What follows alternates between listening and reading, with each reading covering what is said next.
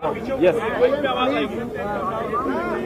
है दोस्तों, जैसा तमाम लोगों को पता है, आज दोनों हाउसेस में, लोकसभा और राज्यसभा में, दोनों हाउसेस में अपोजिशन के तमाम पार्टीज, 17-18 पार्टीज राज्यसभा और लोकसभा में आज जेपीसी के मुद्दे पे, राहुल गांधी जी के डिस्क्वालिफिकेशन वाले मुद्दे पे दोनों जगह आवाज उठाई। लोकतंत्र की जिस तरह से हत्या की गई उसके ऊपर आवाज उठाई और दोनों जगह हाउस अडजन हुआ है 2 बजे तक।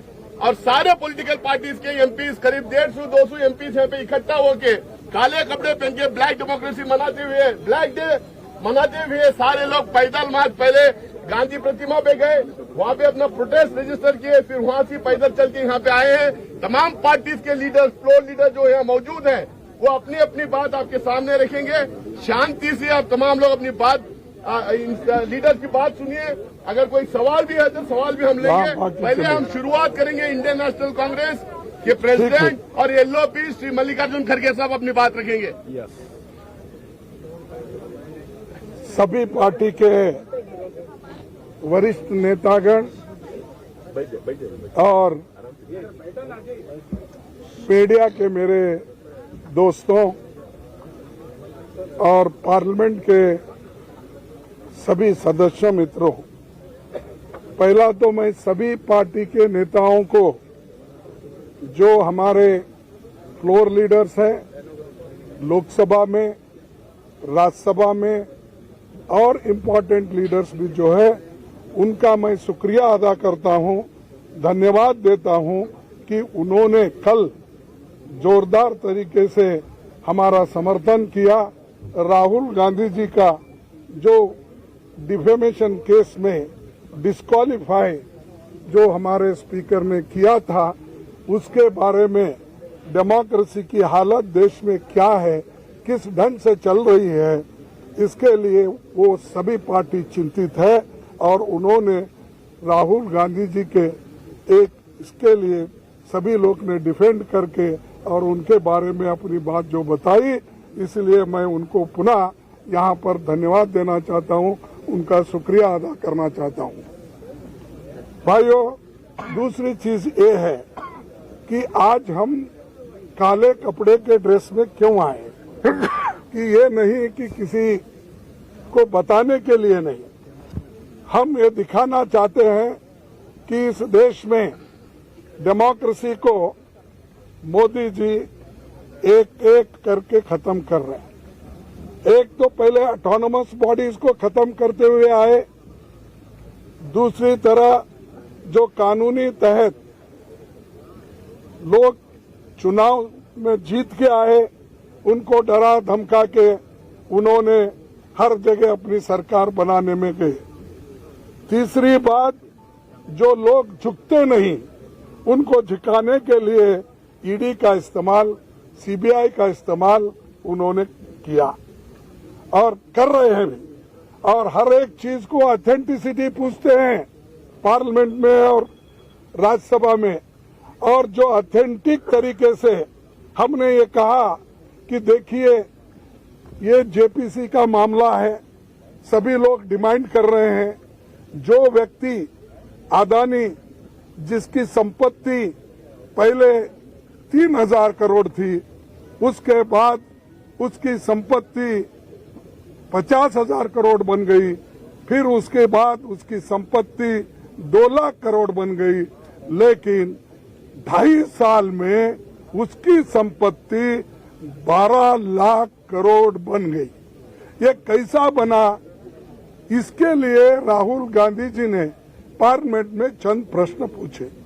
पहला प्रश्न तो ये पूछा कि मोदी जी, अदानी के प्लान में आप आए थे, ये आपके और उनके रिश्ते क्या है? दूसरा प्रश्न इनका था कि जो अदानी इतना छोटा इंडस्ट्रियलिस्ट है, उसको इतना बड़ा आपने किया, इसका कारण क्या है? और तीसरा, आप फॉरेन कंट्री जब जा रहे हैं, दूसरे मुल्कों पे जब जाते हैं, उनको प्लेन में लेके जाते हैं, कितने बार लेके गए? चौथा प्रश्न ये था कि आप जहां जहां जाते हो उसी वक्त वो भी वहां पर आके मिलते हैं, उसका कारण क्या है। और पांचवी बात यह है कि जब आप वहां पर जाते हैं, वहां के प्राइम मिनिस्टर्स, वहां के फॉरेन मिनिस्टर्स, वहां के कैपिटलिस्ट लोगों के साथ मिलवाते हो, ये क्या बात है। इन चीजों को आप उत्तर दे दो। और छोटे से समय पे एक आदमी इतना पैसा कमा सकता है, जब देश में 50% लोग अभी भी उनकी इनकम केवल गरीबी रेखा के नीचे है।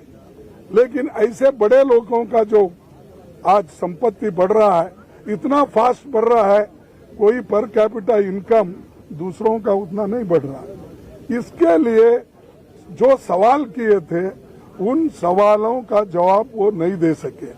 और पूरे पार्टी के नेता लोग यहाँ पर जो जितने भी पार्टियां, हमारे 18 पार्टी आज आए हैं, एक भी पार्टी मिस नहीं हुआ। सभी मिलके यही मुद्दा पूछ रहे कि भाई आप ज्वाइंट पार्लियामेंट्री कमेटी बिठाओ, उसमें खुल के आएगा, सत्यता बाहर आएगी, रिकॉर्ड्स देखेंगे और रिकॉर्ड्स छानबीन करने के बाद जो चीज बाहर आएगी वो सबको मालूम होगा, ट्रांसपेरेंसी होगी।